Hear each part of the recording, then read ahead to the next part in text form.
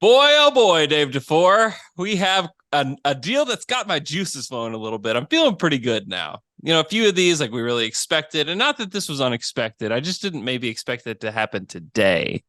And it's Kyrie Irving going back to the Dallas Mavericks. Uh, man, the Dallas Mavericks have made their own bed. Now you got to lay in it, Mark Cuban. 3 years, 126 million, and a player option. Who would How have? do you get a player option when you play 40 games a year?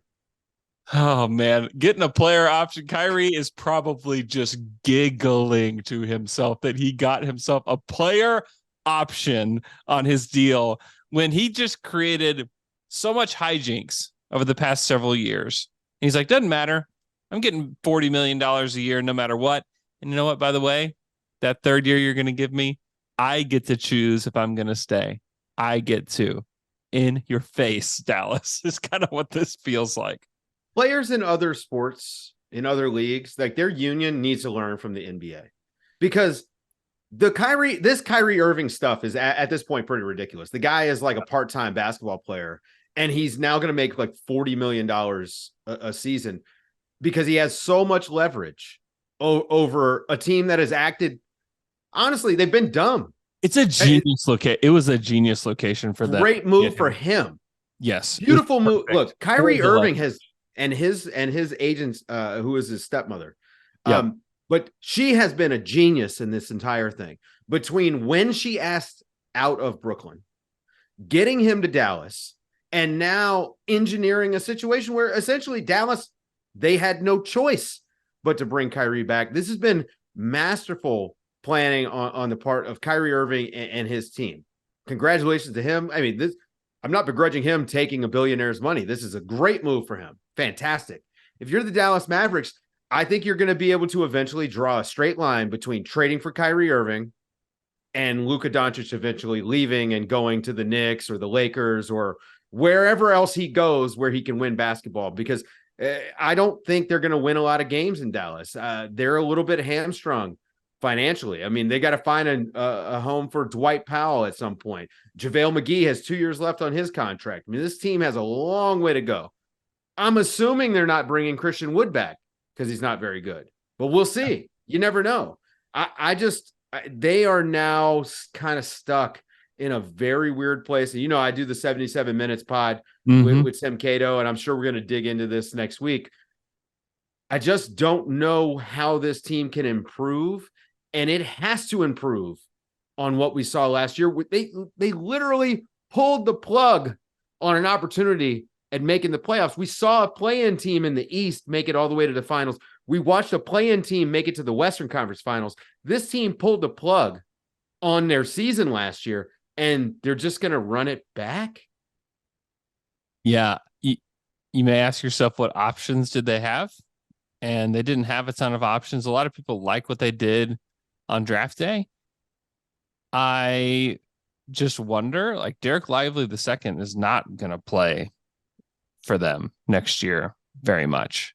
Omax Prosper could play for them, but he's 20 and projects as a guy that could help you, but it may be a year or two away from actually helping you. So I really wonder about all these moves coupled with the Kyrie Irving deal. Now their success hinges on games played for Kyrie, because the truth is, like, Kyrie is still one of the most talented players in the NBA. And there's no question about that. Good ball handler, good shooter, can play off of Luka. We've obviously seen another small guard play with Luka and it worked really well in Jalen Brunson. And so, like, the idea of having another guard next to him is a good idea. Yeah, we've seen it work. Got you to the Western Conference Finals. However, look at just the demolition that has happened to every team that Kyrie has been on. And now he's the one with the leverage. Now he's the one with the brand new deal. Now he's the one with the player option. And that is where I would just be terrified. Like you said, wreckage, if you look at the past, wreckage is coming for Dallas unless Kyrie decides to change. And I will believe it when I see it. He hasn't played more than 70 games since his last year in Cleveland, the 16-17 season. Yeah, that's not ideal. Played 60 games last year, played 29 the year before, 54, 20, 67, 60. And the year that he was over 70, 72 games. The year before that was 53. You are paying for a part-time player. Mm-hmm. One of the big conversations, Andrew, that we've been having all year, and a lot of it with regards to this new CBA, with all the changes that they've made, they changed the awards. Now it's 65 games. We all keep saying that there's value to guys that play. Well, apparently if your name is big enough, there's value just to having you on the roster. Yeah. Because when he plays, he's great, but he just doesn't play. I'm not a believer in this move for Dallas. I wasn't a believer in the move when they made the trade. I think the fit is an ill-conceived one. Mm-hmm.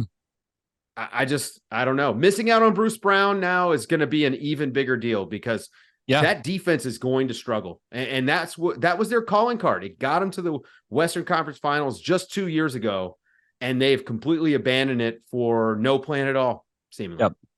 Yeah. Now there's unnecessary pressure on guys like Jaden Hardy and Josh Green and Omax Prosper to like, hey, help us now, please. Because we've got you better be ready. Players in the world with Luka, and we re-signed Kyrie, who it's great, but $40 million with attached to Kyrie Irving's name might be one of the most untradeable contracts in the NBA with the player option. I mentioned it again. I think I said it 5 times. Thanks so much for listening. Stay locked in to everything here at The Athletic.